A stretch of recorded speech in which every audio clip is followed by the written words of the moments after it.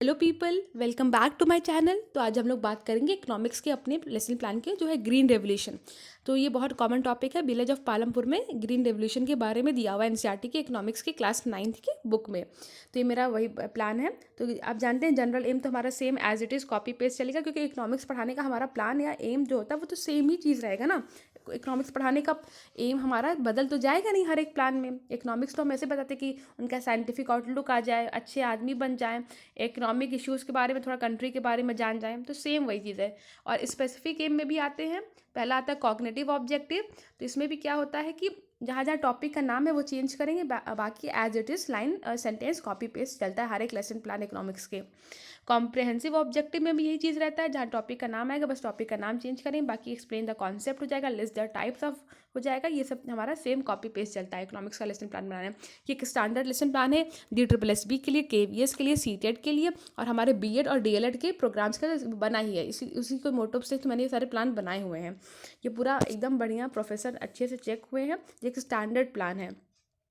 Application में हम आते हैं तो लिख देंगे students will able to utilise the facts and information. ये भी सेम रहेगा, बस टॉपिक का नाम हर एक प्लान इकोनॉमिक्स के चेंज होता रहेगा। स्किल बेस्ड ऑब्जेक्टिव में भी ये चीज़ रहता है। हम लिख देंगे students will able to develop the skills of making and demonstrating the chart. Basically हम साइंस में वर्किंग मॉडल का यूज़ करते हैं, बाकी सारे मेथड में like maths, bio, commerce, economics, history, geography, English we use charts. Okay. फिर material aid में हम चार्ट के लिए थे तो हमने chart related to green revolution लिख दिया है।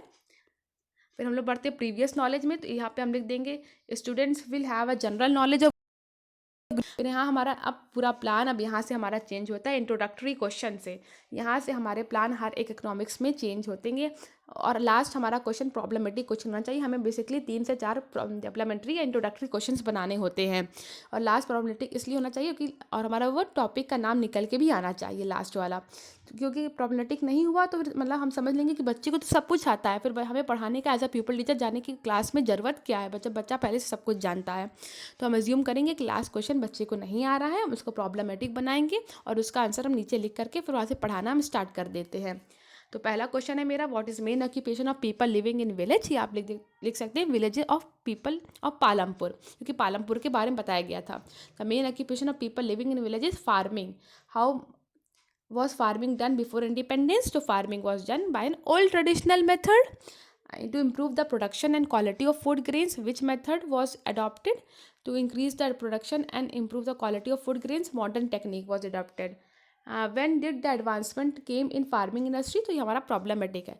इसका आंसर मैंने लिख दिया है यहाँ स्टेटमेंट ऑफ एम में, advancement of farming came with the green revolution. So today we will study about green revolution. और प्लान हमारा 30 से 35 मिनट में खत्म हो जाता है, ऐसा हमें प्रेजेंटेशन में हम सपोज करके चलते हैं हम लोग। और फिर देखिए टीचिंग पॉइंट वाला पेज हमारा लेफ्ट साइड नए पेज से स्टार्ट होना चाहिए। देखिए इसे मेरे पास इतनी पेजेस बचे, लाइन बची हुई थी, लेकिन मैंने ये छोड़ दिया। फिर हमें ये टीचिंग पॉइंट फ्रेश पेज और लेफ्ट साइड से स्टार्ट करना है। टीचिंग पॉइंट डाला, पहला पॉइंट हमारा था ग्रीन रेवोल्यूशन। फिर हमने एक डेवलपमेंट्री क्वेश्चन पूछा। हमें हर एक टीचिंग पॉइंट से पहले एक डेवलपमेंट्री क्वेश्चन जरूर पूछना है। हमने पूछा which method was use before independence of for farming. फिर हमने बताया ग्रीन रेवोल्यूशन के बारे में समझाया बच्चों को। फादर बताया MS स्वामीनाथन है इंडिया में। ये वर्ड, ये शब्द, ये नाम हमेशा MS स्वामीनाथन ग्रीन रेवोल्यूशन के साथ साथ चलता रहेगा, इसको जरूर याद करके रखिएगा। फिर हमारा अगला टीचिंग पॉइंट आया पर्पस का। तो before 1960s which method was use in farming. फिर हमने पर्पस बता दिया कि भाई इंक्रीज़ करेंगे हम फूड ग्रेन्स को, क्वालिटी इंप्रूव करेंगे, इन सब के बारे में। और कुछ अगर पावर्टी या कुछ आता है हमारे यहाँ, जैसे कि बंगाल फेमाइन आया था, तो उसमें हम लोग स्टोर करके रख सकेंगे। फिर अगला हमारा उसके सामने स्टूडेंट एक्टिविटी वाला पेज आता है। जब मैंने क्वेश्चन पूछा तो उसका आंसर, और जो आंसर बताया तो क्वेश्चन आंसर मेथड। और जब हम पढ़ा रहे हैं तो लिख देंगे students will listen carefully student activity में, और वो एक्सप्लेनेशन मेथड आ जाएगा। और एक टीचिंग पॉइंट खत्म करेंगे तो उसको ब्लैक बोर्ड पर भी लिखते चलेंगे, इसलिए देखिए मैंने ब्लैक बोर्ड कॉलम में भी लिख दिया है। फिर अगला मैंने पर्पस पढ़ाया तो उसका मैंने क्वेश्चन पूछा तो वो क्वेश्चन है। फिर जब समझाया तो लिख दिया स्टूडेंट्स विल लिसन केयरफुली, फिर उसका मैंने ब्लैक बोर्ड पर लिख दिया है, ये आप देख सकते हैं। तो जब क्वेश्चन आंसर पूछेंगे तो क्वेश्चन आंसर मेथड, जब समझाएंगे तो एक्सप्लेनेशन मेथड। और हर एक टीचिंग पॉइंट को पढ़ाने के बाद उसको ब्लैक बोर्ड पर लिख भी देंगे। और मैंने अभी नीचे ब्लैक चार्ट पेपर पे काट के चिपकाया ब्लैक बोर्ड, तो मैं आपको दिखा दूंगी तो आपको क्लियरली पूरा सब कुछ समझ में आ जाएगा। फिर अगला आ जाता है हमारा मेथड। तो मेथड में मैंने एक डेवलपमेंट्री क्वेश्चन पूछ दिया है, हमको मिलता जुलता डेवलपमेंट्री क्वेश्चन पूछना होता है। What are the different types of irrigation, हमने बताया 7 मेथड्स होते हैं, फिर हमने बता दिया। और उसके बाद हमने एक एक को पढ़ाना शुरू करेंगे हम। जैसे पहला है मल्टीपल क्रॉपिंग सिस्टम, तो मैंने पूछ लिया व्हेन इज व्हीट हार्वेस्टेड, तो अप्रैल में ही होता है ये तो। Think since India has only one rainy season farmer practice one crop system. फिर ग्रेजुएशन आया तो मल्टीपल क्रॉपिंग के बारे में हमें समझ में आ गया, हम एक बार में दो चीज़ें उगा सकते हैं, और वीट को भी हम साल में 2 बार उगा सकते हैं, ये चीज़ें हमने समझ गई। फिर अगला हमारा आ गया था प्रॉपर इरिगेशन के बारे में, तो which method is best for irrigation, तो हमने इरिगेशन बता दिया बच्चों को कि आर्टिफिशियल मानसून होता है एक तरह का। इरिगेशन से हमारे डैम से हम पानी ला के डाल सकते हैं, इरिगेशन से हमारा क्वालिटी अच्छा हो जाता है। फिर हमने HIV सीड्स के बारे में बच्चों को बताया, इसके बारे में हमने क्वेश्चन पूछ लिया ट्रेडिशनल सीड्स क्या होती हैं। फिर हमने HIV के YU के बारे में बताया कि भाई council adopted a new strain of high yield variety seeds and this is what is seeds. Okay, फिर अगला हमारा यहाँ पे आ गया था कि हमने बेस्ट मेथड पूछा था, तो हमने बता दिया कि ये क्या बोलते हैं ड्रिप होता है।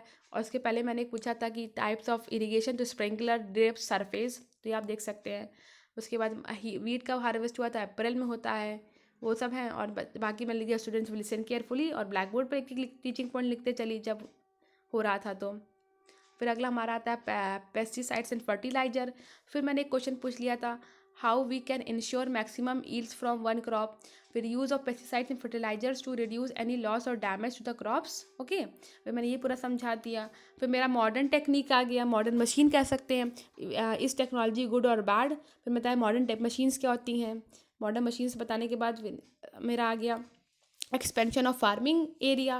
फिर बताया what is the population of India, post independence India needed expand and cultivate land to meet the rising demand of expansions of farming area was done. Okay, of course हम जब पॉपुलेशन बढ़ेगी तो हमको एरिया ज़्यादा चाहिए कल्टीवेशन के लिए, तभी तो हम लोगों की डिमांड को फुलफिल कर पाएंगे।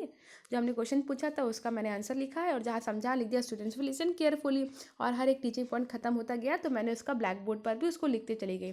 आप वीडियो को रोक करके, पॉज करके या जूम करके आराम से देख सकते हैं, और कुछ भी प्रॉब्लम हो तो आप कमेंट में लिख सकते हैं। वीडियो को आगे बढ़ाने से पहले एक बार वीडियो को लाइक कर दें, मेरे चैनल को सब्सक्राइब कर लीजिए, बेल नोटिफिकेशन को ऑन कर लीजिए। ये हमारा ब्लैक बोर्ड आ गया। ब्लैक बोर्ड वाले से पहले डेट लिखते हैं, सब्जेक्ट लिखते हैं, टॉपिक, जब रियल टीचिंग करेंगे तो ऐसे तो लिखेंगे क्लासरूम के ब्लैक बोर्ड पर, क्लास लिखते हैं, पीरियड लिखते हैं, ड्यूरेशन लिखते हैं। फिर हम ग्रीन रेवोल्यूशन पढ़ाए थे तो उसके बारे में लिख दिए थे कि 1965 में गवर्नमेंट ऑफ इंडिया ने लॉन्च किया था। एम एस स्वामीनाथन फादर थे ग्रीन रेवोल्यूशन के। पर्पस था to increase production of food grains. फिर मेथड कौन कौन से 7 थे वो मैंने पढ़ाए, multiple cropping, proper irrigation, seeds, pesticides, fertiliser, modern machines, expansion of farming area. उसको थोड़ा सा जो मैं ब्लैक बोर्ड पर लिखा था वो मैं यहाँ लिखती चली गई, आप देख सकते हैं आराम से। और फिर मैंने आखिरी में सुपरविजन होता है, ये होता है कि मतलब बच्चों से आप कहिए कि बच्चे इसको कॉपी करें अपनी फेयर नोटबुक्स में, आप राउंड करते रहिए, बच्चों को ऑब्जर्व करते रहिए। कभी कभी बच्चे बहुत नोटोरियस होते हैं, वो लोग नहीं कॉपी करते, नहीं सुनते हैं टीचर्स की बात, इसलिए आपको खुद ऑब्जर्व करना पड़ेगा गोल गोल घूम कर क्लास में कि बच्चे कर पा रहे हैं कॉपी कि नहीं कर रहे हैं। फिर आप कुछ रिकैप क्वेश्चंस लेके जाएंगे, उसको अपने रोलर बोर्ड पे लिख करके बच्चों की अंडरस्टैंडिंग को चेक करने के लिए कि जो भी आपने पढ़ाया है वो बच्चों को समझ में आया है कि नहीं आया है। तो जो पढ़ाया है उसी के बेसिस पे ही क्वेश्चंस लिख के ले जाएगा। जैसे मैंने पूछा था who is the father of green revolution in world, मेरी पहली लाइन ही थी उसमें नाम लिखा हुआ था, who is the father of green revolution in India, तो आप जानते ही हैं MS स्वामीनाथन है। How modern techniques helped farmers, name one drawback of green revolution. इससे क्या हुआ कि पेस्टिसाइड्स और केमिकल्स का यूज ज़्यादा होने लगा, मतलब प्रोडक्शन को इम्प्रूव करने में या बढ़ाने में, उससे क्या हुआ सॉइल की फर्टिलिटी ख़राब होने लगी, सॉइल ख़राब होने लगा, तो ये एक ड्रॉबैक है। नेम वन एडवांटेज है कि भाई इससे प्रोडक्शन ज़्यादा होने लगा, एक एडवांटेज भी है। Main occupation of people living in Palampur was, तो फार्मिंग था, कि पालमपुर ही के बारे में डिस्कस किया गया है रेवोल्यूशन के बारे में ही NCERT की बुक में। फिर आखिरी में हम लोग होमवर्क दे देते हैं। होमवर्क में लिखते हैं right in detail about the concept of green revolution.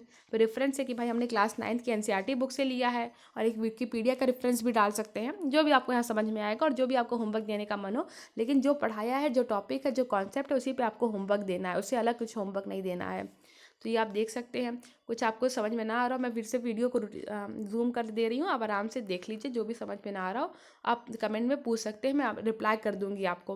और वीडियो को एक बार लाइक कर दें, चैनल को सब्सक्राइब कर लीजिए, और अपने BEd फ्रेंड्स में ये चैनल के बारे में बता दें। यहाँ मैं हर एक लेसन प्लान को डालूंगी 1 by 1 हर एक मेथड के। और कुछ भी आपको प्रॉब्लम हो तो आप कमेंट में लिख सकते हैं,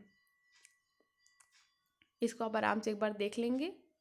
तो आपको सब कुछ समझ में आ जाएगा। मैंने ये मेरा 15वां प्लान है शायद जो मैं इकोनॉमिक्स का शेयर करी। मैंने इंग्लिश के शेयर कर दी हूँ, सिविक्स के कर दी हूँ, बायो के की हूँ, मैथ्स के भी कर रही हूँ मैं धीरे धीरे। तो आप इसको आराम से देख सकते हैं जा कर के। So thank you.